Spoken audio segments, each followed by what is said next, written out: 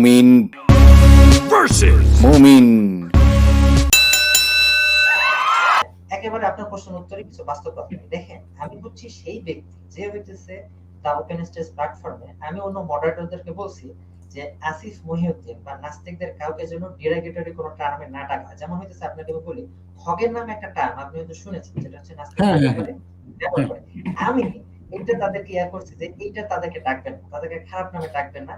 এবং আমি সব সময় আমার অন্য ভাইদেরকে বলছি যে কেউ যুক্ত হলে, যেমন আজকে একটু আগে আপনার সাথে তুই তো করি, আপনার সাথেই তো A few moments later. Back স্টেজে একজন নাস্তিক খুবই উত্তেজিত হয়ে গেছেন, তাকে কেন যুক্ত করতেছি না ভাই, একটু অপেক্ষা করেন। না না না না না না না ওনাকে যুক্ত করেন না, ওনাকে যুক্ত করেন না ভাই।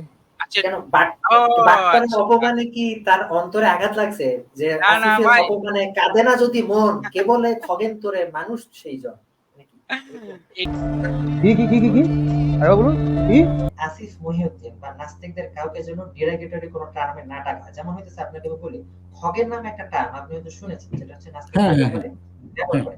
আমি এটা তাদেরকে ইয়া করছি যে এইটা তাদেরকে ডাকবেন না, তাদেরকে খারাপ নামে ডাকবেন না। A few moments later. না না আসিফের ভাই, অপমানে কাঁদে না যদি মন, কেবলে খগেন তোরে মানুষ সেই জন।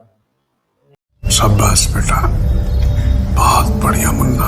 Make no mistake, it's a war between theist and atheist.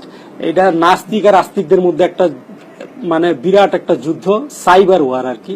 তো এইখানে জিতার জন্য রাসূলুল্লাহ সাল্লাল্লাহু আলাইহি ওয়াসাল্লাম বলছেন ওয়ার ইজ এ ডিসেপশন, যুদ্ধ হইতেছে ধোকার জায়গা। তো এইখানে মিথ্যা সত্য এত কেয়ার না কইরা আপনার যেই জিনিসটা করতে হবে যে ওনাদেরকে আমাদেরকে পরাজিত করতে হবে যেভাবেই হোক, এবং সেই জন্য আমাকে যদি একটু ডেভিলিশও কিছু করতে হয় তাহলে আমি সেটাও করব।